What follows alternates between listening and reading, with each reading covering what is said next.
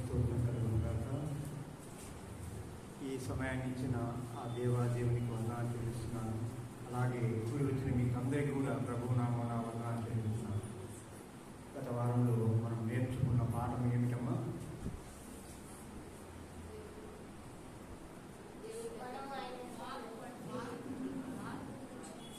మార్పు గురించి నేర్చుకున్నాం. ఈ వారం రోజుల్లో ఏమైనా మార్పు మనలో ఉందా? ఉంది అని అంటే ప్రార్థన చేసుకున్న వారు ఎంతమంది? మీరే ఆలోచన చేసుకోండి. ఎదుటి వారి గురించి ప్రార్థన చేసుకుని, మీ గురించి కూడా ప్రార్థన చేసుకుని, ఈ వారం దినాల్లో ఈ ఆదివారం పునరుత్థాన దినంలో ఒక దైవ సేవకుడు నిలబడి వాక్యం చెప్పడానికి ప్రార్థన చేయాలని ఎంతమంది మీరు అనుకున్నారో వారందరికీ కూడా దేవుని నామమున వందనాలు చెల్లిస్తున్నాను. ముఖ్యంగా తల్లులారా, నేటి దినము వాక్యం కూడా మార్పును గురించే మాట్లాడుకున్నాం. ఎందుకంటే గత వారంలో మనము మార్పు పొంది చాలా విషయాలు తెలుసుకున్నాం. మార్పు చెందిన తర్వాత మనం ఏం చేయాలో మనము నేర్చుకున్నాం. అయితే ఈ మార్పు చెందుటలో ఈ లోకరీతిగా మనకు ఏమి అడ్డంకులు వస్తాయి, వాటిని ఎలాగా అధిగమించాలన్నది దేవుని వాక్యం ద్వారా ఈ దినాన నేర్చుకున్నాం. ఇక్కడ నికోదేము అనే సేవకుడు, పరిసయ్యుడు యేసు ప్రభువు దగ్గరికి వచ్చి రాత్రి వేళ ఆయన దగ్గరికి వచ్చి ఏమడిగాడు? సోదరుడా, నీవు గొప్పవాడివి, నీవు దేవుని తోడై ఉంటే కానీ ఈ సూచక క్రియలను ఎవడను చేయలేడని ఆయనతో చెప్పాడు. అప్పుడు ఆయన ఏమన్నాడు అంటే, ఒకడు క్రొత్తగా జన్మించితే కానీ అతని దేవుడి రాజ్యమును చూడలేనని నీతో నిశ్చయముగా చెప్పుచున్నానన్నాడు. అయితే 7వ వచనాన్ని మీరు ఒకసారి గమనించారేమో. మీరు కొత్తగా జన్మింపవలనని నేను మీతో చెప్పినందుకు ఆశ్చర్యపడవద్దు. మనం చాలా మందిని ఎలా కొత్తగా జన్మించాలని చెప్పి చాలా మంది ఏం చేస్తామంటే ఆశ్చర్యపడతాం. ఇక్కడ నికోదేము కూడా ఏమన్నాడు? ముసలివాడినైన నేను తల్లి గర్భంలోకి వెళ్ళి తిరిగి రావాలన్నా? అయితే ఇంతకుముందు మనము ఒక మత్తయి సువార్తలో తెలుసుకున్నాం. ఏమని? చిన్న బిడ్డల వంటి వారు అయితే తప్ప పరలోక రాజ్యము చేరదు అన్న విషయాన్ని మనము గమనించుకున్నాం. ఇక్కడ కొత్తగా జన్మించిన బిడ్డ ఒక చిన్న బిడ్డ మాదిరే ఉంటాడు కదా, అదే దేవుడి విషయం ఇక్కడ చెప్తున్నారు. అయితే ప్రియమైన వాళ్ళ, మనమందరము చిన్న బిడ్డల వంటి వారుగా కావాలని దేవుడు మనకి ఈ విషయాన్ని తెలియజేస్తున్నాడు. అయితే కొత్తగా జన్మించుట అంటే ఏమిటి అంటే, పాతవి వదిలి కొత్తగా దేవుని రాజ్యం కొరకు వెదకుట, మన ప్రవర్తనను, జీవితంలో చాలా మార్పులను కోరుకుంటూ లోకంలోకి వేరుగా ఉండాలి. లోకం నుండి మనము వేరుగా ఉండాలన్నది ఈ దేవుని వాక్యము సెలవిస్తుంది. అలాగే మనం గమనించినట్లయితే మనకు ఒక ప్రత్యేకతను మనము కలిగి ఉండాలన్నది దేవుని వాక్యము సెలవిస్తుంది. ప్రియమైన వాళ్ళ, నిజంగా గమనిస్తే మనం మార్పు పొందిన వారికి ఏమైనా దేవుడు మేలు ఇస్తున్నాడా అనే దానికి చూద్దాం. మార్పు పొందకపోతే ఎలాంటి వారంగా ఉంటామనే దానికి కీర్తనల గ్రంథము 36వ సంకీర్తన 1 నుండి 4 వచనాలను చూద్దాం. ఈ లోకంలో మనము మార్పు పొందలేదు అని అంటే ఎలాంటి వారమో ఈ వచనాలు మనకు తేటగా తెలియజేస్తున్నాయి. భక్తిహీనుల హృదయంలో అతిక్రమము దేవోక్తి వలె పలుకుతున్నది, వారి దృష్టి ఎదుట దేవుని భయం భక్తిగా లేదు. దేవునికి స్తోత్రం కలుగును గాక. ఈ లోకంలో మనం మార్పు చెందలేదంటే మనకు దేవుని భయం అనేది ఉండదు. ప్రియమైన వాళ్ళారా, దేవుని భయం లేదంటే మన జీవితాలు ఎలా ఉంటాయి? మన ఇష్టానుసారంగా ఉంటాయి. ఎలాంటి నడకలైనా నడుస్తాము, ఎలాంటి ప్రవర్తనైనా మనము కలిగి ఉంటాము. అయితే దేవుని భయం లేకపోతే మనం ఏమి చేయడానికైనా కూడా సిద్ధంగా కనబడతామన్నది దేవుని వాక్యంగా సెలవిస్తుంది. అలాగే వాని దోషము బయలుపడి అశేషముగా కనబడు వరకు అది వాని దృష్టి ఎదుట వాని ముఖస్థితి చేస్తున్నది.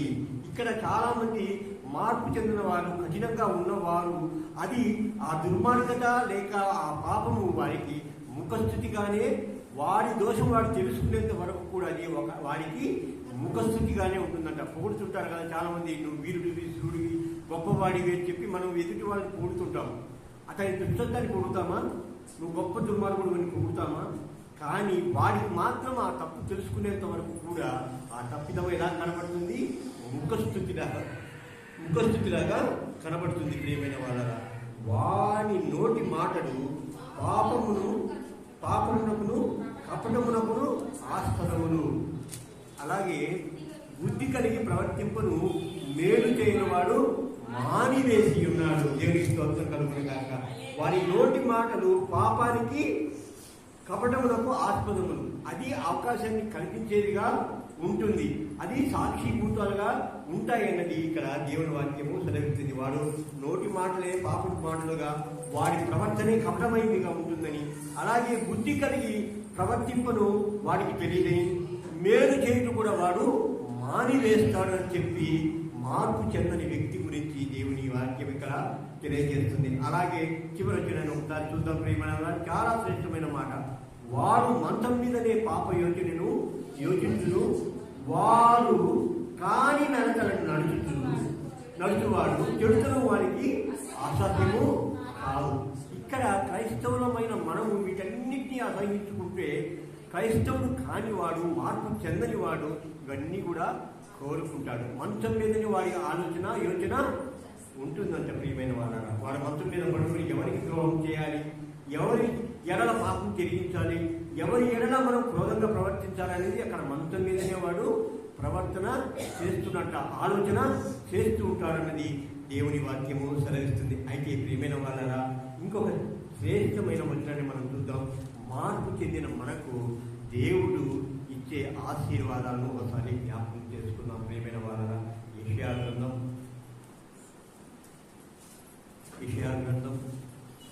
48వ అధ్యాయం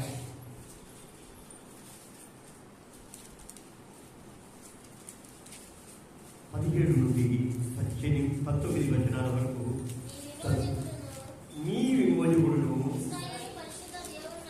ఇశ్రాయేలు పరిశుద్ధ దేవుడునైన యెహోవా ఇలా సెలవిచ్చుచున్నాడు, నీకు ప్రయోజనం కలుగునట్లు నీ దేవుడైన యెహోవాను నేనే నీకు ఉపదేశం చేయుదును, నీవు నడవలసిన త్రోవను నిన్ను నడిపించుదును. మనము క్రైస్తవులుగా మారిన మనకు ప్రియమైన వాళ్ళగా యేసును, ఆయన అధికారాన్ని మన యందు ఒప్పుకున్నట్లయితే ఆయన మన నడకలను ఒక ఉపదేశంగా చేసి మన ప్రవర్తనను ఆయన సరిచేస్తారన్నది ఈ వచనం మనకు తెలియజేస్తుంది. అలాగే గమనించినట్లయితే నీవు నా ఆజ్ఞలను ఆలకింపవలనని నేనెంతో కోరుతున్నాను. నిజంగా తండ్రి తన బిడ్డల ఎడల ఎంతో కోరిక కలిగి ఉంటాడు. ఆయన ఏమైతే ఆజ్ఞాపిస్తాడో ఆ ఆజ్ఞలన్నింటినీ కూడా తన పిల్లలు పాటించాలని ఆయన కోరుకుంటాడు. ఇక్కడ మనం కూడా ఏం చేయాలి అంటే దేవాదేవుడైన క్రీస్తు ప్రభువు మనకు ఆదేశించిన ఆజ్ఞలన్నింటినీ కూడా మనము జ్ఞాపకం చేసుకుంటూ వాటిని పాటించాలి. అలాగే మనం గమనించినట్లయితే ప్రియమైన వాళ్ళ ఆ ఆజ్ఞలను మనం ఎప్పుడు కూడా ఆలకించి ఉండాలన్నది దేవుని కోరిక. ఆలకించిన ఎడల నీకు క్షేమము నది వలె ప్రవహిస్తుంది. నది ఎలా ప్రవహిస్తుందమ్మా? అడ్డుకట్ట వేసేంత వరకు కూడా అది సాగిపోతూనే ఉంటుంది. అడ్డుకట్ట వేసేంత వరకు కూడా, ఆనకట్ట కట్టేంత వరకు కూడా ఆ నదికి అవాంతరము ఏర్పడదు. ఆ నీళ్ళు అలాగే ప్రవహిస్తూ వెళ్తుంటాయి. ఇక్కడ నీ ఆజ్ఞలు ఆలకిస్తే ఆయన చేసే నీ క్షేమం ఎలాగా ఉంటుంది అలాగే కొనసాగుతుంది. ఎటువంటి పరిస్థితుల్లో కూడా నీకు అపాయము రాదన్నది ఇక్కడ దేవుని వాక్యము సెలవిస్తుంది. అలాగే గమనించినట్లయితే ప్రియమైన వాళ్ళగా నీ నీతి సముద్ర తరంగం వలన ఉండును. సముద్ర తరంగాలు ఎలా ఉంటాయమ్మా? నది ఒడ్డున సముద్రం ఒడ్డున ఒక రకంగా ఉంటుంది. సముద్రం మధ్యలోకి వెళ్తే అలలు కనబడతాయా? కనిపించు. అలాగే అంత నెమ్మదిగా ఒకవేళ నీలో ఒత్తిడి కలిగి ఉన్నను ఆ దేవాదేవుని యొక్క ఆశీర్వదనాలు, ఆయన నడిచే నడవడికలు నిన్ను అలాగున ఉవ్వెత్తులో ఎలిసి పండెను ఎంతో ప్రశాంతతను కలగజేసేది, నెమ్మదినిచ్చేదిగా ఉంటుంది. ప్రియమైన వారు అలల్లాగా, సముద్రము అలల్లాగా అలాగా నీ నీతి ఉంటుందని దేవుని వాక్యము సెలవిస్తుంది. అలాగే ఎంతో శ్రేష్టమైన ఎంతో గొప్ప ఆశీర్వాదమైన వచనము 19వ వచనం చూద్దాం. నీ సంతానము ఇసుక వలె విస్తారమగును. నీవు ఎప్పుడైతే ప్రియమైన వారరా ఆయన యందు నమ్మిక ఇచ్చి మార్పు చెంది ఈ లోకంలో నువ్వు జీవిస్తావో, ఒక క్రైస్తవుడుగా నువ్వు జీవిస్తావో, నీ సంతానము ఇసుక వారికి వారుగా విస్తారమవుతారంట ప్రియమైన వారగా. అయితే తర్వాత నీ గర్భఫలము దాని రేణువుల వల్లే విస్తరిస్తారు. నీ గర్భఫలం కూడా చాలా విస్తారంగా విస్తరిస్తుంది. ఒకదానికొకటి ఒక బండరాయి ఎలాగ ఇసుక రేణువులుగా మారుతుందో, నీవు బండరాయిగా ఉన్న నీవు ప్రియమైన వాళ్ళ ఇసుక రేణువుల వంటి సంతతిని నీవు కలిగి ఉంటావని ఇక్కడ దేవుని వాక్యము సెలవిస్తుంది. అలాగే వారి నామము నా సన్నిధి నుండి కొట్టివేయబడదని మరువబడదు. దేవుని స్తోత్రం కలుగునుగాక. మనమందరం కూడా ఈ దినాన ఆయన సన్నిధానములకు వచ్చి ఉన్నామనంటే మార్పు పొంది ఉన్న వారమని అనుకుంటున్నాం. నిజంగా మార్పు పొందిన వారమైతే మన హృదయానికి తెలుసు మనం మార్పు పొందామా లేదన్నది మన హృదయానికి మనకు తెలుస్తుంది ప్రియమైన వారా. ఇక్కడ పొందే ఆశీర్వాదాలు ఎంత గొప్పగా ఉన్నాయో గమనించారా? నీ సంతానము వృద్ధి చెందుతుంది, నీవు ఆశీర్వదింపబడతావు, నీ క్షేమము నది వలె ఉంటుంది, నీ నీతి సముద్రపు అలల వలె ఉప్పొంగుతూ ఉంటాయి ప్రియమైన వారా. నిజంగా ఎంత గొప్ప దీవెన మార్పు కలిగిన మనకు దేవుడు ఇస్తున్నాడు. ఒకసారి ఆలోచన చేయండి. అయితే మార్పు పొందడానికి ఈ లోకంలో నీకు ఏమి ఆటంకాలు ఉన్నాయి? ఏవైతే ఆటంకాలు ఉన్నాయో ఒక్కసారి దేవుని వాక్యం మనకి ఏం చెప్తుందో మనము తెలియజేస్తున్నాం ప్రియమైన. ఒకసారి ఒక మాట మీకు జ్ఞాపకం చేసి ముందుకు సాగుతాను. ఇర్మియా గ్రంథంలో 35వ అధ్యాయము 19వ వచనము ఎంతో శ్రేష్టమైనదిగా కనబడుతుంది ప్రేమైన వారా. ఇక్కడ రేఖాబీయులనే వ్యక్తుల గురించి తెలియజేయబడుతుంది. రేఖాబు కుమారుడైన యెహోనాదాబు ఒక ఆజ్ఞ తన సంతతికి ఏమని ఇచ్చాడు అంటే, ఎవరు కూడా ద్రాక్ష రసమును తాగకూడదు, గొప్ప గొప్ప భవనాల్లో నివసించకూడదు అన్నది ఆ తండ్రి ఆజ్ఞ అయింది. అయితే ఆ బిడ్డలు నేటి వరకు కూడా రేఖాబీయులు అనే వారు ఎప్పుడు కూడా ఎక్కడ గృహాల్లో నివసించారంట, మధ్యాన్ని సేవించారంట ప్రియమైన వాడ.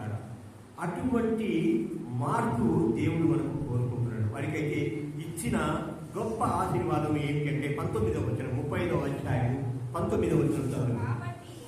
కాబట్టి ఇశ్రాయేలు దేవుడును సైన్యములకు అధిపత్యము యెహోవా సెలవిచ్చినదేమనగా, నా సన్నిధిలో నిలుచుటకు రేఖాబు కుమారుడైన యెహోనాదాబునకు సంతతి వాడు ఎన్నడూ ఉండకుండా మానడు.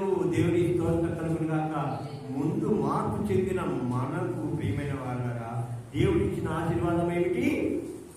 ఆయన సన్నిధిలో లేకుండా ఒక్కడు కూడా ఉండడానికి అవకాశం లేకుండా ఎప్పుడు నిత్యం ఎవడో ఒకడు ఆ సంతతిలో ఉంటాడన్నది ఆశీర్వాదం మనకు ఇవ్వబడింది. ఇక్కడ రేఖాబు బిడ్డలకు కూడా, రేఖాబు సంతతి వారైన వారికి కూడా ఆ గొప్ప ఆశీర్వాదము ఇవ్వబడింది ప్రియమైన వారా. ఇంకొక ప్రశ్న వేస్తాను. ఇదే మాదిరి ఆశీర్వాదము ఇంకొక వ్యక్తి పొందుకున్నాడు, ఇంకొక ఇద్దరు వ్యక్తులు పొందుకున్నారు. ఎవరో చెప్పగలరా? కాదమ్మా, అది కాదు. ఆయన సన్నిధానంలో ఎవరు నిలవబడకుండా ఉండే అవకాశము ఇంకొక సంగతికి ఇచ్చాడు.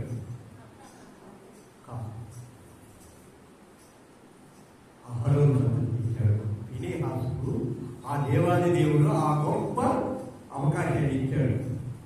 అహరోను సంతతిని ఎన్నుకున్నాడు. ఫీనెహాసుకు వాగ్దానం ఇచ్చాడు ప్రియమైన వారా. ఎలాంటి వాగ్దానం అంటే, ఆయన సన్నిధానంలో యాజకత్వం చేయకుండా ఎవడు ఉండకుండా ఉండడు, ఎవడో ఒకడు ఉంటాడు అన్నది దేవుని ఆశీర్వాదం ఉంది.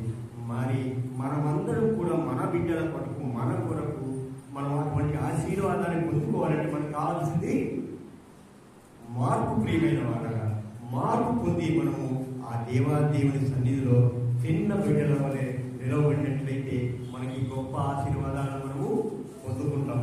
అలాగే అలాగే మనం గమనించినట్లయితే ఈ మనిషిలో మార్పు రాకుండా 3 అంశాలు మనల్ని అడ్డగిస్తూ ఉంటాయి. ఒకటవ యోహాను మనకందరికీ తెలిసిన వాక్యమే, 2వ అధ్యాయం 16వ వచనం. లోకంలో ఉన్నదంతయు అనగా శరీరాశయు, నేత్రాశయు, జీవపు డబ్బము సంజీవ వలన పుట్టినవి కావు, అవి లోక సంబంధమైనవే. ప్రియమైన వాళ్ళ రకాలం ఇక్కడ మనం గమనించినట్లయితే, ప్రియమైన వాళ్ళరా, ఈ లోకంలో జీవిస్తున్న మనకు మార్పు పొందడానికి, మార్పు చెందడానికి, దేవుళ్ళు నడవడానికి, దేవుడితో కలిసి ఉండడానికి మనల్ని ఆటంకపరిచే అంశాలు శరీరాశ, నేత్రాశ, జీవము, డబ్బు. ఈ 3 అంశాలను నేను చూచాయిగా చెప్తూ వెళ్తాను. ఈ 3 అంశాలు కూలంకషంగా ఒక సందర్భంలో మనము దేవుని ధ్యానం చేసుకుందాం. దేవుడు సమయం ఇస్తే మరొకసారి వాటిని గొప్పగా మనం ధ్యానం చేసుకుందాం. మొదటిగా గమనించినట్లయితే, ప్రియమైన వాళ్ళ, రోమీయులకు రాసిన పత్రిక శరీరాశలో మనం ఎలాంటి సంతోషం పొందుతాము అనేది దేవుడు మనకు తెలియజేస్తున్న వచనము. రోమీయులకు రాసిన పత్రిక 8వ అధ్యాయం 5వ వచనం నుండి 8 వచనాల వరకు చదువుతున్నాం. శరీరానుసారులు శరీర విషయముల మీద మనస్సునుంతులు, ఆత్మానుసారులు ఆత్మ విషయము మీద మనస్సునుంతులు.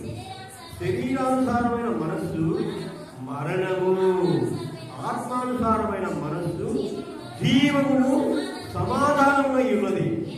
ఏలయనగా శరీరానుసారమైన మనస్సు దేవునికి విరోధమైనది, అది దేవుని ధర్మశాస్త్రమునకు లోబడదు, ఏ మాత్రమును లోబడనేరదు. కాగా శరీర స్వభావం గలవారు దేవుడిని సంతోషపరచ నేరడు. చూడండి ప్రియమైన వాళ్ళగా, దేవుడు మనకు గొప్ప ఆశీర్వాదాన్ని ఇచ్చాడు. ఏమిటంటే శరీరం. ఈ శరీరము మన శరీరానుసారంగా మనం ఉన్నట్లయితే అది మరణానికి దారితీస్తుంది, అలాగే దేవునికి విరోధంగా ఉంటుంది. అలాగే వచనాన్ని మరొకసారి చదవాలని నేను ఆశపడుతున్నాను. 8వ వచనం. కాగా శరీర స్వభావం గలవారు దేవుని సంతోషపరచనేరడు. నిజంగా శరీరము కావాలనుకున్న మనము దేవుణ్ణి సంతోషపరచలేమని దేవుని వాక్యము సెలవిస్తుంది. దేవుడు ఏమంటున్నాడు?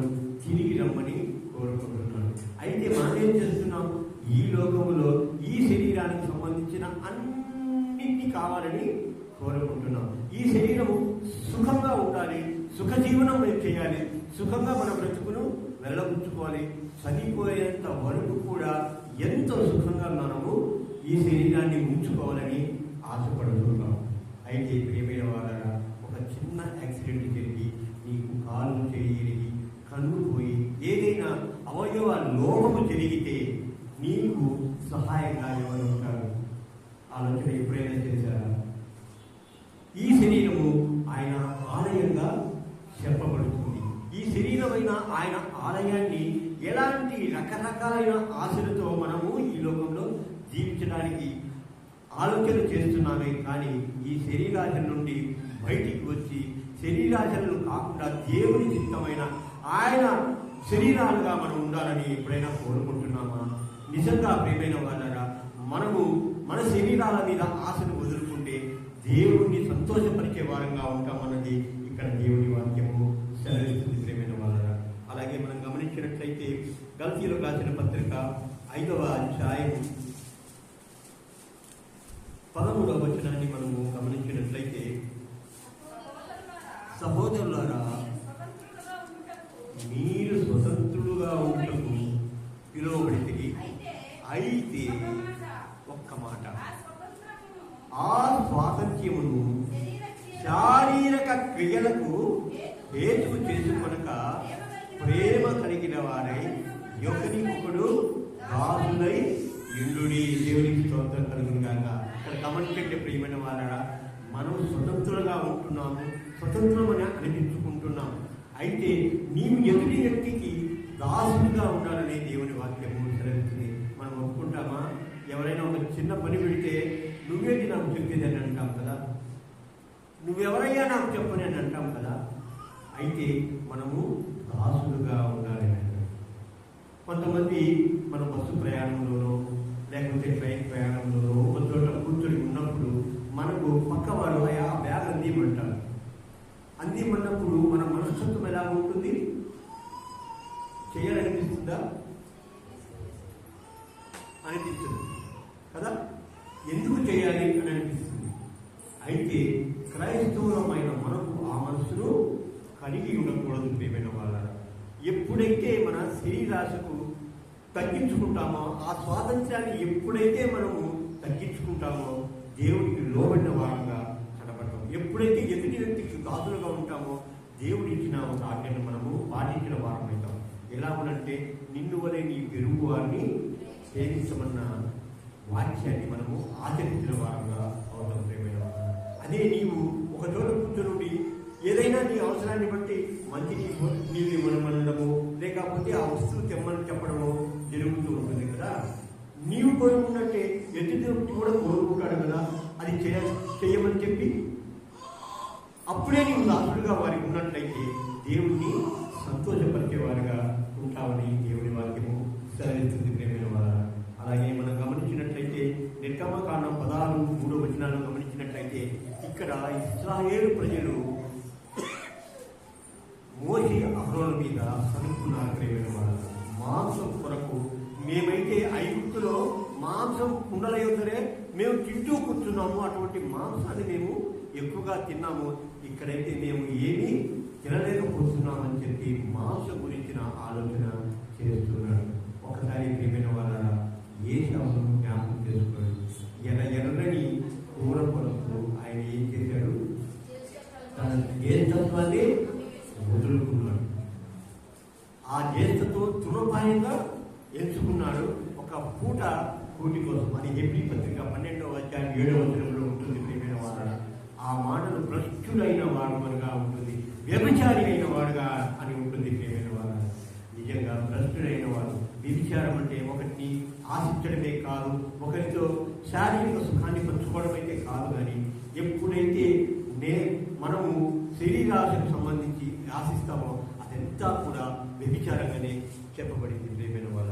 అలాగే మనం గమనించినట్లయితే ఇంకా శ్రేష్టమైన మాటలు 1 పేతురు రాసిన మొదటి పత్రిక 3వ అధ్యాయము 3వ వచనాన్ని చూద్దాం ప్రియమైన వాళ్ళ. జడలు అల్లుకునుటయు బంగారు నగలు పెట్టుకునుటయు ధరించుకునుటయు అమ్మమ్మ వెలుపటి అలంకారము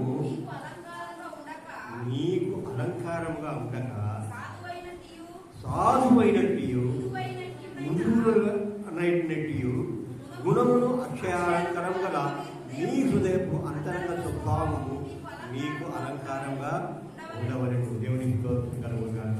ఇక్కడ గమనించినట్లయితే ప్రేమైన వాళ్ళ అలంకారానికి ఎక్కువ ఎవరు ప్రాధాన్యత ఇస్తారు? స్త్రీలు. దేవునికి స్తోత్రం కలుగుగా. ఇక్కడే అందుకొరకేనేమో పేతురు గారు రాస్తున్నారు తన మొదటి పత్రికలో, జడలు అనుకున్నట్టు ఈ రోజుల్లో చూస్తున్నాం. జడలు అనుకున్నట్టు రకరకాల అల్లికలు అనుకుంటున్నారు. దానివల్ల ఏ ప్రయోజనం పొందుతారో నాకైతే తెలియదు ప్రియమైన వాళ్ళు. అలాగనే రెండవ విషయాన్ని గమనించినట్లయితే మనం ప్రియమైన వాళ్ళ బంగారు నగలు పెట్టుకుంటాయి. బంగారు నగలు పెట్టుకున్నట్లో తప్పేమైనా ఉందంటారా? పెళ్లి చేసుకుంటే హిందూ సాంప్రదాయం ప్రకారం తాళి కడతారు. తాళి కట్టిన దానికి ఏం కావాలి? బంగారు సరుడు కావాలి. పుస్తెలు బంగారువే నోటం. అయితే వాటికి సరుడు ఏం కావాలి? బంగారుది కావాలి. ఒక అమ్మ అంటుంది, నాకు 5-6 తులాలు ఉంటే తప్ప నా మెడ కలిసి దోచిపోయినట్టు ఉంటుంది అంటుంది కదా. ఏంటి కారణం? ఎదుటి వారికి మనం ఎంత విలువైనది మన ఒంటి మీద వేసుకుంటున్నామో ఈ శరీరాశకు కనబరుస్తున్నాం ప్రియమైన వాళ్ళ. బంగారు నగలు పెట్టుకోవాలన్నా అవసరమేనంటారా? అవసరము లేదా? నిజంగా చెప్పండి అమ్మా. బంగారు నెపలు పెట్టుకోవడము అవసరమే లేదంటారా? నేనైతే అవసరమే నేను అంటాను. ఎందుకు అవసరం అంటాను? మన దగ్గర వస్తువు ఉంటే కుదపెట్టుకుని డబ్బులు తెచ్చుకోవచ్చు కదా, అందుకు అవసరం అంటారు, ధరించడానికి కాదు. అయితే ప్రియమైన వాళ్ళరా, ఇక్కడ మనము బంగారు సంపాదించుకోవడానికి ఎక్కువ శ్రమ పడుతుంటాం. అలాగనే ఇంకొక వచనాన్ని, వస్త్రం ధరించుకుంటేను వెలుపలి అలంకారం మీకు అలంకారాలు కాకూడదు. ప్రియమైన వాళ్ళ, నేటి దినాల్లో స్త్రీలు ఎంతగా తమ శరీరాన్ని కనపరుచుకోవడానికి ఈ వస్త్రాలను అలంకరించుకుంటున్నారో ఒక్కొక్కసారి వాళ్ళని చూస్తే చెడ్డ కోపం వస్తుంది. ఎలాంటి కోపం వస్తుందంటే ప్రియమైన వాళ్ళ, నన్ను వాళ్ళందరూ వచ్చి కొట్టినా నాకేమీ ఇబ్బంది లేదు. ఈపు కనపడేటట్టు, పూర్తి ఈపు కనపడేటట్టు ఒక రంగుని కుట్టించుకుంటారు. దానివల్ల ఏమిటి ఉపయోగం? బట్టలు, వస్త్రాలు అనేది దేవుడు మనకి ఇచ్చిన ఈ వస్త్రాలు మన ఒంటిని కప్పుకోవడానికే కానీ బహిర్గతము చేయడానికి కాదు. ప్రియమైన వాళ్ళ, నిజంగా మనలో చాలా మంది ఏం చేస్తున్నారు స్త్రీలు అని అంటే, స్లీవ్లెస్ జాకెట్లు, తర్వాత రైక్ అసలు ఉంటుందో లేదో కూడా తెలియదు. అయితే చీర కూడా కట్టే చోట కట్టరు, ఎక్కడెక్కడో కడుతుంటారు. అలాగే వస్త్రధారణలో కూడా పిల్లలకి కూడా చాలా మంది ఏం చేస్తామంటే రకరకాల డ్రెస్సులు, జీన్స్ ప్యాంట్లు వేయడం, షర్ట్లు వేయడం, లేదా వారికి మనకు నచ్చిన దుస్తులు వేయడం. అయితే ఇది ఇంకొక చోట కనబడుతుంది. అయితే మీకు ఇంకొక దీన్ని కంటిన్యూ చేయాలని ఆశపడుతున్నాను. ఆదికాండం 37వ అధ్యాయము 3వ వచనాన్ని చూసినట్లయితే ప్రియమైన వాళ్ళారా, అక్కడ యాకోబు తన కుమారుడైన యోసేపును ప్రేమించి అతనికి విచిత్రమైన నిలువు టంగిని ధరింపజేసి ఉన్నాడంటే ప్రియమైన వాళ్ళ. నిజమే, తల్లిదండ్రులకు ఆశ ఉండొచ్చు, మన బిడ్డలు ఎంతో అందంగా కనపడాలి, ఎంతో ఉన్నతంగా కనపడాలని మనకు ఆశ ఉండవచ్చు. అయితే ఎలాంటి దుస్తులు వేయాలో మీకు మీరే ఆలోచన చేసుకోండి. మనము ఒకటి అంటున్నాము, మన పిల్లల్ని మనం అలాగా సరి చేసుకుంటున్నామో లేదో ఆలోచన చేయాలని మనం చేస్తున్నాము. అలాగే గమనించినట్లయితే ప్రియమైన వాళ్ళ, మత్తయి సువార్త 6వ అధ్యాయం 28, 29 వచనాలను చూసినట్లయితే ఇంకొక శ్రేష్టమైన వచనాలు ఇక్కడ మనకు దేవాదేవుడు తెలియజేస్తున్నాడు. ప్రియమైన వాళ్ళ,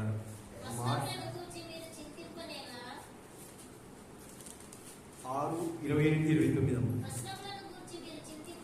వస్త్రములను గురించి మీరు చింతింపలేనా? అడవి పువ్వులు ఎలాగా నెదుగుచున్నవో ఆలోచించుడి. అవి కష్టపడవు, వణకవు, అయినను తమ సమస్త వైభవంతో కూడిన సొలొమోను సహితము వీటిలో ఒకదాని వలన అలంకరింపబడలేదు. మనకందరికీ తెలుసు సొలొమోను ఎంత గొప్పవాడు. రాజసౌధము ఆయన ఫరో చక్రవర్తి కుమార్తె కొరకు 13 సంవత్సరాలు కట్టుకున్న రాజభవనము గొప్పదిగా కనబడుతుంది. అలాగే దేవాలయపు మందిరాన్ని 7 సంవత్సరాల్లో కట్టిన ఆయన గొప్పతనము మనకు తెలియబడుతుంది. ఆయన గొప్ప జ్ఞానిగా ఎంచబడి ఒక స్త్రీ ఆయన దగ్గరికి వచ్చి ఆయన ఎన్నెన్నో ప్రశ్నలు అడిగి ఆయన నుండి సమాధానాలు పొందుకొని గొప్ప వ్యక్తి అని కొనియాడబడింది. ఆయనకి ఎన్నో గొప్ప బహుమతులు ఇచ్చింది. అయితే ప్రియమైన వాళ్ళరా, దేవాదేవుడి ఇక్కడ తెలియజేస్తున్న మాట ఏమిటంటే ప్రియమైన వాళ్ళరా, ఒక్క రోజులో పుట్టి 2వ రోజు నాశనమైపోయి నశించిపోయే పువ్వులో సొలొమోను యొక్క వైభవాన్ని గురించి సెలవిచ్చాడు. ప్రియమైన వాళ్ళరా, చూడండి, ఆలోచన చేయండి. ఒక గడ్డి రేణువు కానీ ఒక గడ్డి పువ్వు కానీ చూడటానికి ఎంత ముచ్చగా కనిపిస్తుంది. అలాగే అది వణుకుతుందా? వడకట్లేదు. నేస్తుందా? నేయట్లేదు. అయినా కూడా ఆ పువ్వును చూస్తే మనము ఎంతో గొప్పగా దాని ఎడల ఆకర్షితులము అవుతాము. కొంతమంది అయితే మల్లె పువ్వులు కనపడితే చుట్టుకొని రాత్రికి తల కిందైనా పెట్టుకొని పడుకుందామంటారు. ఇప్పుడే నేను మెట్లకి వస్తున్నాను. ప్రియమైన వాళ్ళరా, నేను ఎందుకో వెనక్కి తిరిగి చూశాను. ఆ మధ్యలో 2 రోజా పువ్వులు వికసించి కనపడ్డాయి. నిజంగా వాటికి ఉన్న విలువ సొలొమోను కూడా లేదు అని దేవుని వాక్యము సెలవిస్తుంది. మరి మనం ఎంతటి వారు మార్పు చెందకపోతే సొలొమోను లాగా నాశనం అయిపోతామని దేవుని వాక్యం సెలవిస్తుంది. ప్రియమైన వాళ్ళ, నిజంగా ఆ పువ్వులకు వస్త్రాలకు కంటే కూడా పువ్వులు ఎలాంటివో, ఆ పువ్వులు ఎలా ఎదుగుతున్నాయో మనము మన కళ్ళతో రోజు చూస్తూ ఉన్నాం. ఈ మాటను జ్ఞాపకం పెట్టుకొని ప్రియమైన వాళ్ళ, సొలొమోను మరొక్కసారి దృష్టికి మీకు తీసుకొని వస్తాను. అలాగే మనం గమనించినట్లయితే నేత్రాశ విషయంలో కూడా మనము మార్పు చెందకుండా అడ్డుపడుతుంది. మన నేత్రాశ మనము మార్పు చెందకుండా అడ్డుపడుతుంది. ఇప్పుడు శరీరాశ దేవునికి విరోధమైంది, అది మరణానికి దారితీస్తుంది. దేవుణ్ణి సంతోషపరిచేదిగా మన శరీర కోరికలు ఉండవన్నది దేవుని వాక్యము సెలవిస్తుంది. అయితే ఇప్పుడు నేత్రాశ్రయ గురించిన మాటలు మనం చూద్దాం. ప్రియమైన వాళ్ళ, మత్తయి సువార్త 5వ అధ్యాయం 28-29 వచనాలను చూసినట్లయితే, నేను మీతో చెప్పినదేమనగా, ఒక స్త్రీని మోహం చూసిన ప్రతి వాడు అప్పుడే తన హృదయమందు ఆమెతో విచారం చేసిన వాడు, నీ కుడి కన్ను నిన్ను అభ్యంతరపరిచిన ఎడల దాని పెరిగి నీ యొద్ద నుండి పారవేయము, నీ దేహమంతయు నరకములో పడకుండా నీ అవయములలో ఒకటి నశించ నీకు ప్రయోజనకరము కదా. దేవుని స్తోత్రం కాక. ఇక్కడ మనం గమనించినట్లయితే ప్రియమైన వాళ్ళారా, ఒక స్త్రీని మోహపుకు చూస్తే ఆమెతో వ్యభిచారం చేసినట్లుగా దేవుని వాక్యము సెలవిస్తుంది. అంటే ఈ అంశాలను తర్వాత మీకు నేత్రాశలో దేవుడు సమయం ఇస్తే అప్పుడు నేను డిస్కస్ చేసుకుందాం. ప్రియమైన వాళ్ళను అక్కడ మనము ఆలోచన చేద్దాం. అక్కడ దేవుని గురించిన ఆలోచన, దేవుడు మనకి ఏం చెప్తున్నాడనేది తెలియదు. అయితే ఈ కన్ను నీవు చూసిన ప్రతి వస్తువును కోరుకుంటుంది. మానవ నైజం ఏమిటంటే, చిన్న ఉదాహరణ మీకు చెప్తాను. ఒక వ్యక్తి ఒక గొప్ప విలువైన వాచ్ని కట్టుకున్నాడు. అయితే ఎదుటి వ్యక్తి 100 రూపాయలు 200 వాచి కట్టుకున్నాడు. ఈ ఎక్కువ విలువ కలిగిన వాచి కట్టుకున్న వ్యక్తి తక్కువ విలువ కలిగిన వాచి కట్టుకున్న వ్యక్తి చేతి స్థాయి ఎక్కువగా చూస్తూ ఉంటాడు. ఎందుకంటారు చెప్పాలి, గట్టిగా చెప్పండి, పర్వాలేదమ్మా. ఎందుకమ్మా? ఎప్పుడు కూడా మానవ స్వభావం ఏంటంటే, నా దగ్గర విలువైన దానికంటే కూడా ఎదుటి వాడి దగ్గర ఇంకా ఏమైనా విలువైన ఉందేమో అని ఆలోచన చేస్తాడు. అయితే అది 200 రూపాయల వాచే, తన దగ్గర ఉన్నది మాత్రము 2 కోట్ల వాచ్ అయినా ఉండవచ్చు. అయినా కూడా ఏం చేస్తాడు? ఎదుటి వ్యక్తి దాని మీదనే దృష్టి పెడతాడు. అలాగే ఒక పురుషుడు కూడా ప్రియమైన వాళ్ళ, తన కలిగిన స్త్రీ గొప్ప అందగత్తి అయినా కూడా పనికి మాలిన స్త్రీ ఎదురుగా కనపడుతుందంటే ఆమెను అదేకంగా చూస్తుంటాడు. ఇదే నేత్రాశ. ఇలాంటి నేత్రాశను దేవుడు ఖండిస్తున్నాడు. ప్రియమైన వాళ్ళ, యోబు గ్రంథంలో 31వ వచనంలో చెప్పబడి ఉంది, ఆయన కన్యకను నేను ఎలాగూ చూతును అని చెప్పి ఆ వచనము సెలవిస్తుంది. అంటే కంటిని ఆయన కట్టడి చేస్తున్నాడు. మనము దేవుళ్ళకి మార్పు చెందకుండా ఉండడానికి మనకు కండ్లే మనకు ఇబ్బందికరమైన వాటిని, అలాంటి వాటిని ఏంటి ఏమంటున్నాడు? ఆయన తీసి పారవేయమంటున్నాడు. పారవేసి గుడ్డివాడుగా ఉంటే కూడా నీకు నష్టమేమి లేదు, గుడ్డివారు కూడా పరలోకము చేరగలుగుతారని దేవుని వాక్యము సెలవిస్తుంది. నిజంగా ఎంత శ్రేష్టమైన మాటలు మనకు దేవాదేవుడు తెలియజేస్తున్నాను. మనము మార్పు చెందకుండా ఉన్నట్లయితే ఈ నేత్రాశలో ఎన్నో వ్యర్థమైన మాటలు మనము చూస్తూ ఉన్నాం. అలాగే ఆదికాండం 19:26 గమనించినట్లయితే, లోతు భార్య సొదొమ గొమొర్రా పట్టణాలు నాశనం అవుతుంటే దేవుని చెప్పిన ఆజ్ఞను తిరస్కరించి ఆమె తిరిగి చూసి ఉప్పు స్తంభంగా మారిపోయింది. ప్రియమైన వాళ్ళ, ఈ ఆమె ఎనికి తిరుగు చోట్లో చాలా కారణాలు ఉండవచ్చు. అయితే ఈ లోకంలో మనం అందరం కూడా ఏం చేస్తుంటామని అంటే, ఎక్కడైనా గొడవ జరిగితే అక్కడికి వెళ్ళాలని, పక్కవారింట్లో ఏం జరుగుతుందో తొంగి చూడాలని, అయితే ఎదుటివారి విషయాలు మనం గ్రహింపు చేసుకోవాలని చెప్పి మనం ఎక్కువ ఆతృతను కలిగి ఉంటాం. వీటిని పట్టే వార్తలు అనేవి వచ్చాయి. ప్రియమైన వాళ్ళ, వీటి విషయాలను బట్టే ఈ నేటి దినాల్లో న్యూస్ పేపర్లోని కానీ టీవీలలో కానీ వార్తలు అనేవి వెలువడుతున్నాయి. ఒకటి వార్త తెలుసుకొని నీవు నేను ఏమి చేయగలం? ఒక ఇంట్లో సమస్యను తెలుసుకుని నీవు నేను ఏమి చేయగలం? ఒక్కసారి ఆలోచన చేయండి. మనం ఏమైనా ఆర్చగలవారమా? తీర్చగలవారమా? తీరుస్తామా? తీర్చలేము. అయినా కూడా వారి విషయాలు మనకు కావాలి.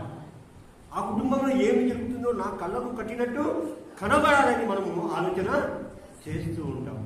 నిజంగా ప్రేమైన వారారా, అటువంటివి నీకు కూడదని దేవాదేవుడు చెప్తున్నాడు. వ్యర్థమైన వాటిని చూడకుండా ఉండాలని నీవు దేవుని వాక్యము సెలవిస్తుంది. అలాగే మనం గమనించినట్లయితే ప్రేమైన వారారా, అతి ముఖ్యమైనది ఆదికాండము 3వ అధ్యాయము 6వ వచనం చూసినట్లయితే అవ్వ ఒక పండును తినడానికి అక్కడ వచనాన్ని చదవను. ఆ స్త్రీ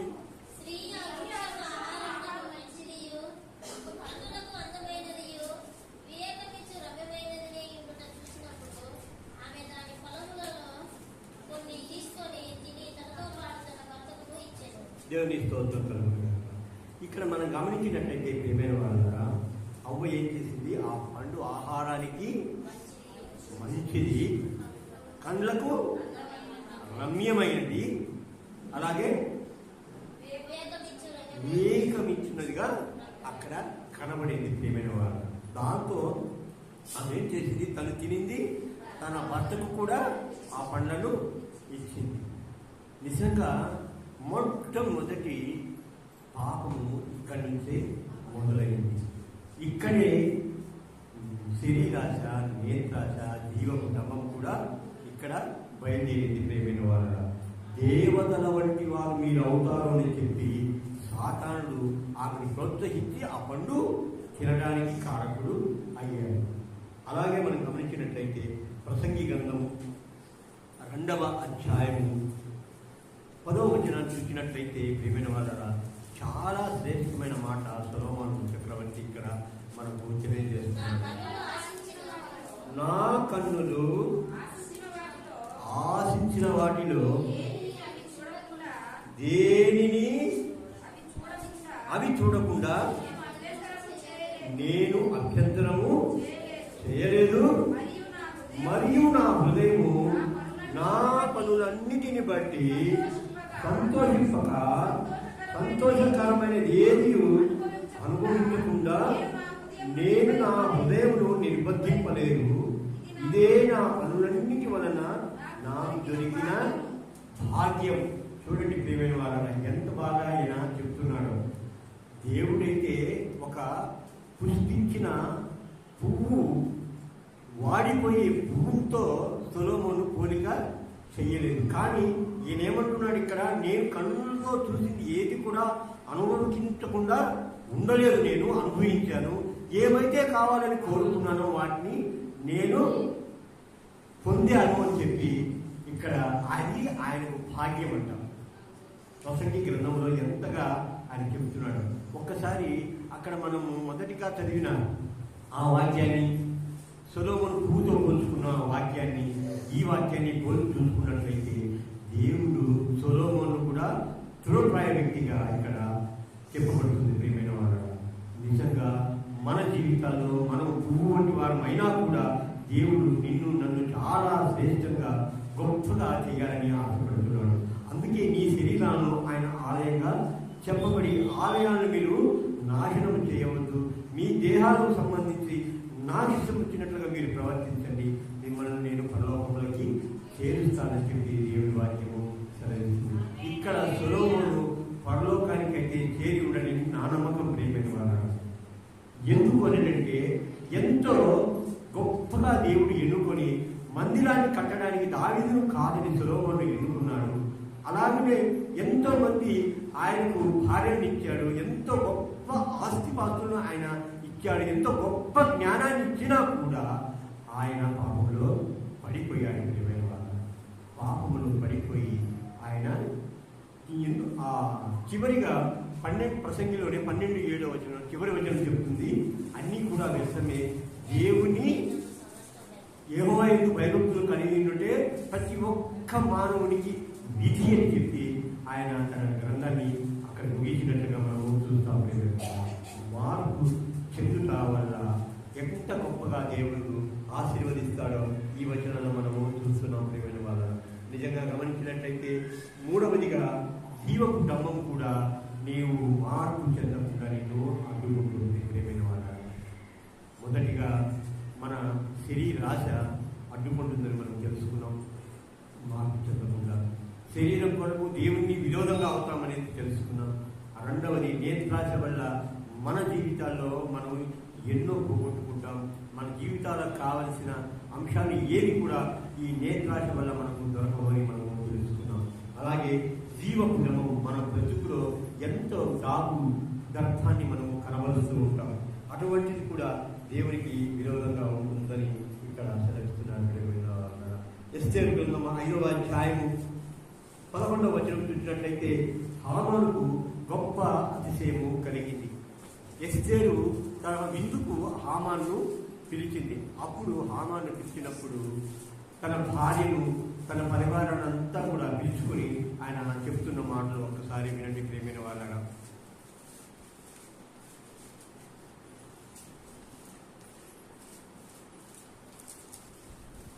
ఎస్తేరు గ్రంథం 5వ అధ్యాయం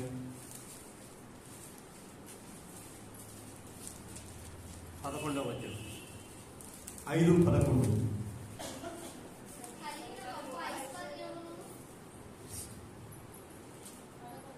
సారీ మా 10. అయితే హామాను కోపం అణుచుకుని తన ఇంటికి పోయి తన స్నేహితులను తన భార్య అయిన జెరుషాను పిలిపించి తనకు కలిగిన గొప్ప ఐశ్వర్యమును గుర్తియు చాలా మంది పిల్లలు తన ఉండుటను గుర్తియు రాజు తను ఘనపరిచి రాజు క్రింద నుండి అధిపతుల మీదను సేవకుల మీదను తను ఏలాగూ పెద్దగా చేసినో దానిని గూర్చియు వారితో మాట్లాడాడు. మరియు అతడు రాణి అయిన ఎస్తేరు తాను చేయించిన విందునకు రాజు నన్ను తప్ప మరి ఎవరిని పిలువించలేదని రేపటి దినమును కూడా రాజుతో కలిసి విందునకు రమ్మని నాకు సెలవైనదని తెలియజేసాను. ఇక్కడ గమనించినట్లయితే ఎంత డాబు దర్పాన్ని ఇక్కడ తను కనపరుస్తున్నాడో గమనించండి. ప్రియమైన వాళ్ళ తనకు కలిగిన ఐశ్వర్యాన్ని చెప్తున్నాడు. పిల్లలు ఎంతో మంది నాకు కలిగి ఉన్నారని చెప్తున్నాడు. అలాగే రాజు తను కనపరిచిన విధం ఎటువంటిదో అధిపతులందరి మీద సేవకులందరి మీద తను నియమించినట్లుగా ఆయన ఇక్కడ తన డాబు దర్పాన్ని తెలియజేస్తున్నాడు. తన అధికారాన్ని తెలియజేస్తున్నాడు. అలాగే ఒక విందుకు తను రాజు తప్ప ఎవరు కూడా పిలవబడలేదని చెప్పి తాను గొప్పగా తన దర్పాన్ని ఇక్కడ తెలియజేస్తున్నాడు. ఎంత జీవ కుటుంబాన్ని కలిగి ఉన్నాడో హామాను గమనించండి. తర్వాత హామాను అతని కుమారులందరూ కూడా ఏమి చేయబడ్డారమ్మా? ఉరి వేయబడ్డారు. తన కలిగింది కూడా ఏది అతను అనుభవించే స్థితిలో లేకుండా పోయాడు. ప్రియమైన వాళ్ళ అలాగే మనం గమనించినట్లయితే కీర్తనల గ్రంథం 52వ కీర్తన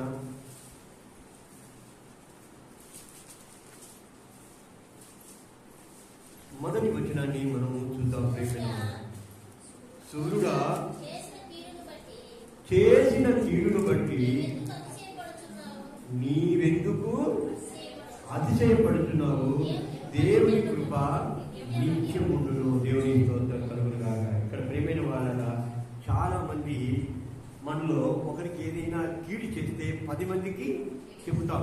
ఏం చెప్తాం? నేను వాడికి ఆ పని చేయకపోయింటే వాడు ఇంకా గొప్పగా హెచ్చింపబడి ఉండేవాడు, లేకపోతే గొప్పగా ఇంకొకరికి ద్రోహం చేసి ఉండేవాడు, నేను వాడిని ఈ విధంగా చేయబట్టి వాడు తగ్గింపబడ్డాడు అని చెప్పి వాడికి చేసిన కీడును మనం చాలా గొప్పగా చెబుతున్నాం. ఇక్కడ కూడా ఒక జీవ కుటుంబాన్ని మనము కనబరుస్తున్నాం. ఏదైతే కీడు మనం చేస్తామో అది మనకి రెట్టింపు కీడును కలగజేస్తున్నదని మనం గ్రహింపు చేసుకోవాలి.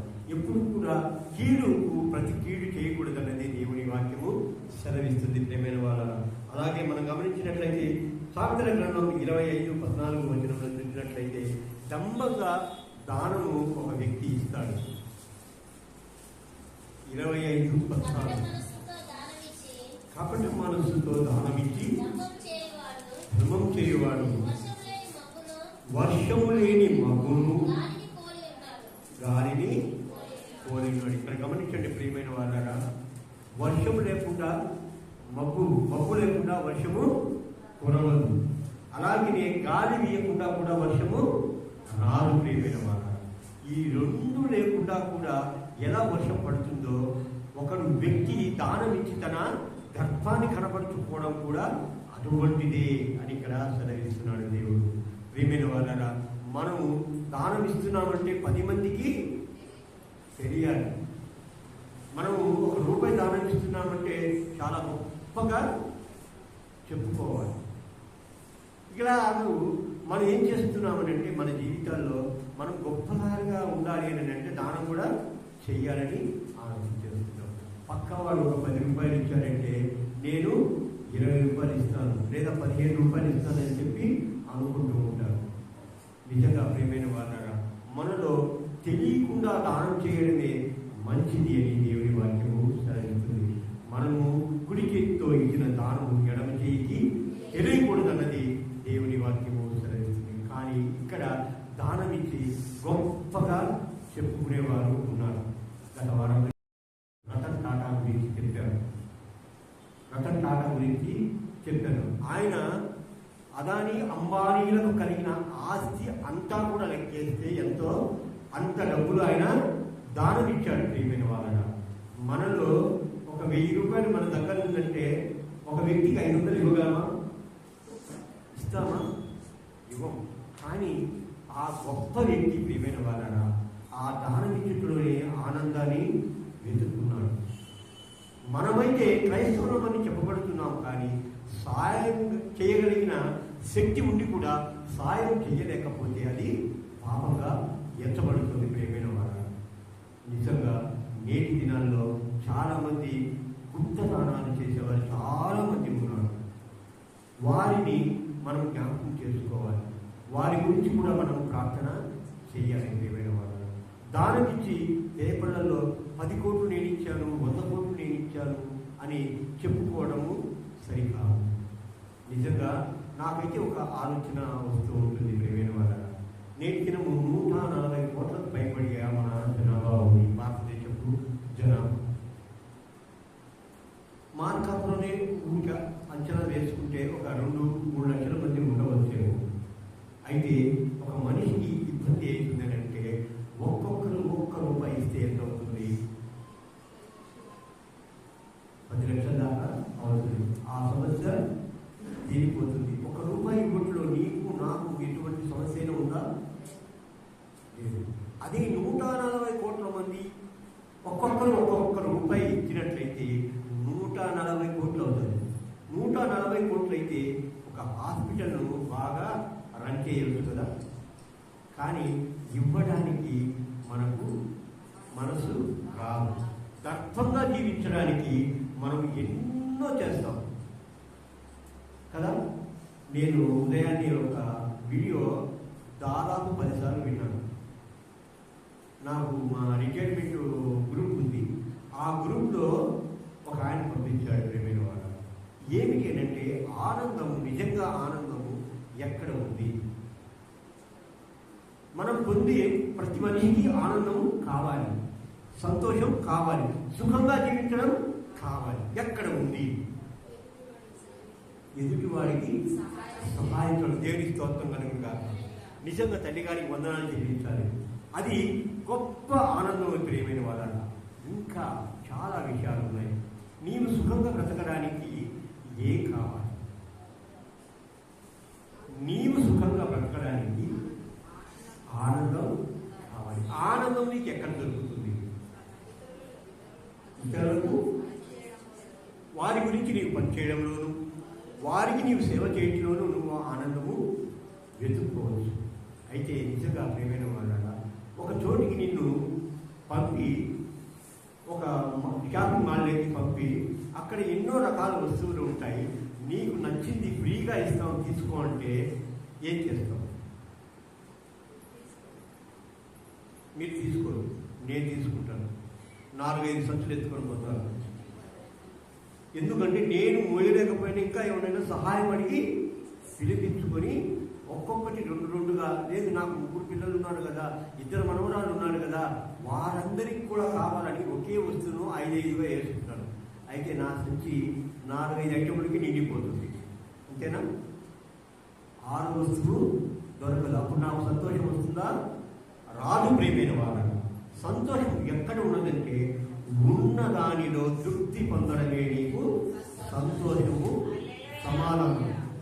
నిజంగా దేవుడు నీ ఉన్న దానిలో తృప్తి పడితే నిన్ను అధికంగా ఆశీర్వదిస్తాడు, దీవిస్తాడు.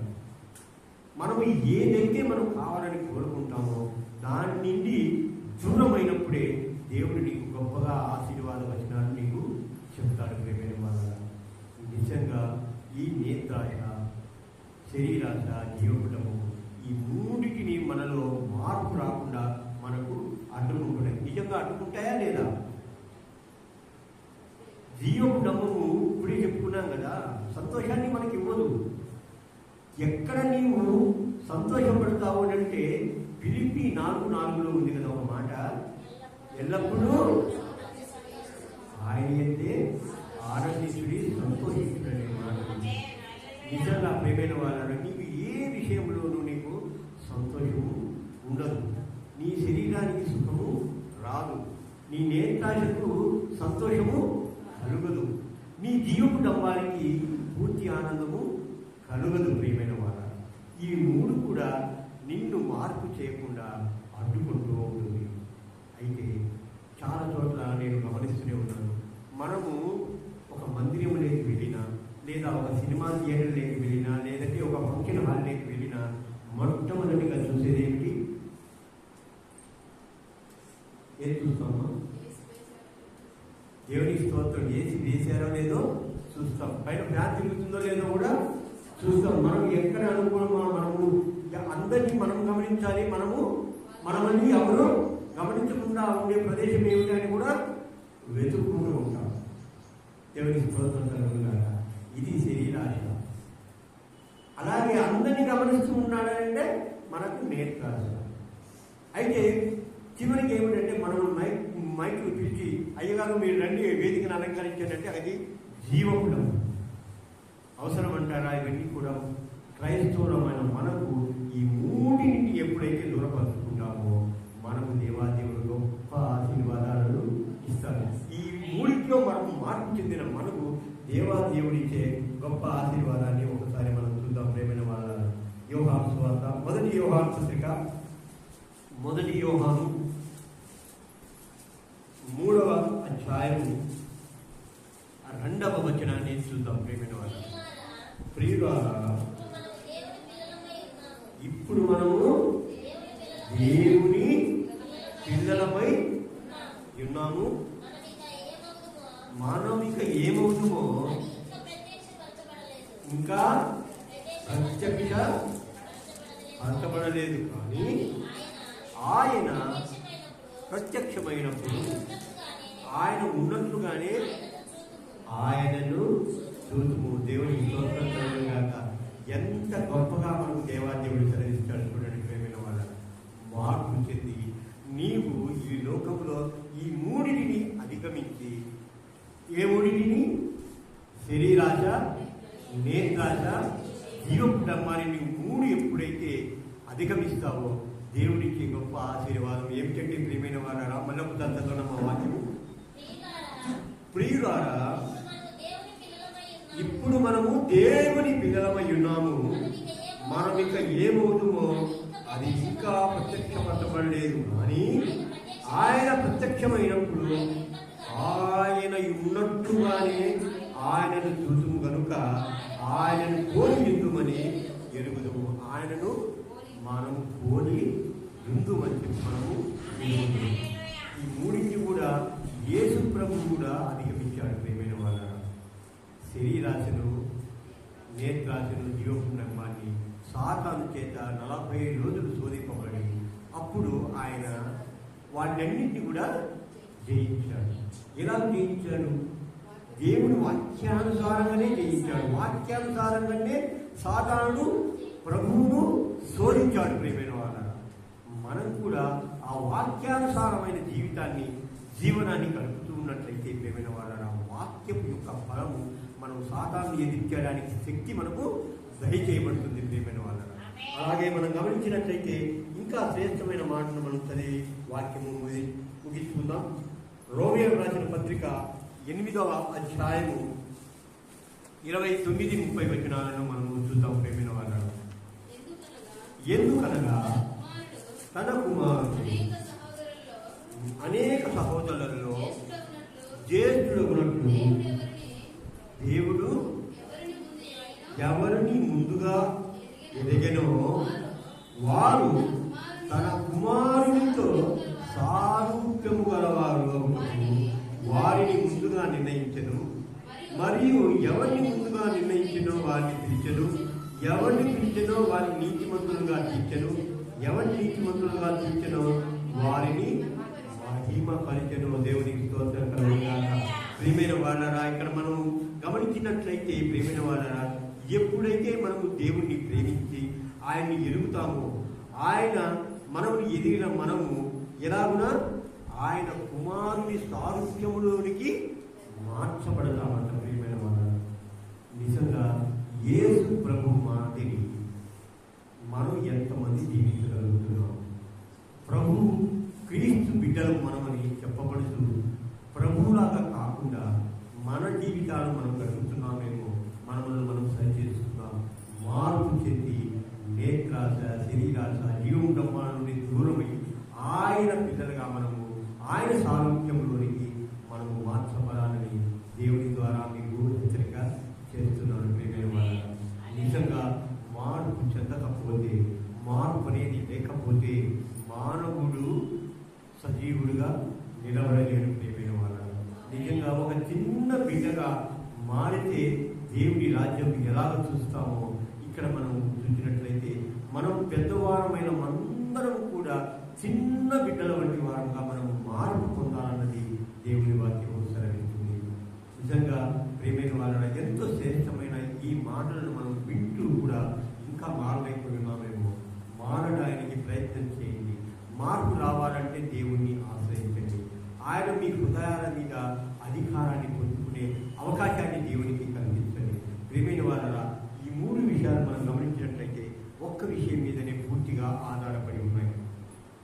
ఈ శరీరాశ కానీ, నేత్రాశ కానీ, జీవపు డమ్మం కూడా 3 కూడా నీ హృదయం మీదనే ఆధారపడి ఉన్నాయి. ప్రియమైన వాళ్ళ, నీ హృదయమే నీవు వాటినన్నింటినీ కూడా త్యజించడానికి కానీ, ఆహ్వానించడానికి కానీ నీకు దేవుడిచ్చిన ఈ హృదయము నీవు తిరస్కరించాలనే కోరుకుంటుంది. అయితే నీ శరీరానుసారమైన మనస్సు అవి కోరుకుంటూ ఉంటున్నాయి. అవి నాకు కావాలని కోరుకుంటాయి, దేవునికి దూరంగా చేయబడుతున్నాయి. ప్రియమైన వాళ్ళ, అందుకే నీ హృదయాన్ని దేవునికి అప్పగించినట్లయితే వారి 3 మీద కూడా నియంత్రణ ఆయన నీకు తెలియజేస్తాడు. ఉపదేశం నీకు చేసి మంచి నడతలో నడిపించడానికి ఆయన నేను ముందుకు నడిపిస్తాడు. మొదటిగా ఈ సమయం ఇచ్చిన ఆ దేవాదేవునికి వందనాలు చెల్లిస్తున్నాను. అలాగే ఇప్పుడు వచ్చిన మీకందరికీ కూడా ముందు మార్పు చెందాలని ఆశిస్తూ ఈ వాక్యాన్ని ముగిస్తున్నాను. ప్రార్థన ద్వారా వాక్యాన్ని ముగించుకున్నాను. ప్రార్థించుకున్నాము. పరిశుద్ధుడా, నిత్యుడకు దేవా, సమాధానకర్త, స్తోత్రం స్తోత్రం స్తోత్రం చెల్లిస్తున్నాం తండ్రి. తండ్రి దేవా, నేను జీవితాల్లో మేము మార్పు చెందడానికి నాయన మా జీవితాల్లో ఆటంకులైన నేత్రాశను, శరీరాశను, జీవపు జన్మాలను నాయన మేము త్యజించుకుని మీ అధికారాన్ని నాయన మా జీవితాల్లో ఒప్పుకోవటం సహాయం చేయండి. ప్రపంచపడి నాయన మీకు ఇష్టకరంగా నాయన, మీకు ప్రీతికరమైన వారిగా నాయన మీ సారూప్యంలోకి మారటం సహాయం చేయండి. ప్రభుత్వం వేడుకుంటున్నాము తండ్రి దేవా. వాక్యమైన ప్రతి బిడ్డలో మీరు ఫలింపులు పలికేయండి నాయన. మారు మనసు తగిన ఫలాలను ఫలించడం నాయన, మీ పిల్లలుగా మేము జీవించడం సహాయం చేసి ప్రభుత్వమని మా ప్రభువును రక్షకుడు నజరేయుడైన యేసుక్రీస్తు నామమున ప్రార్థించి వేడుకొనుచున్నాము తండ్రి. ఆమేన్.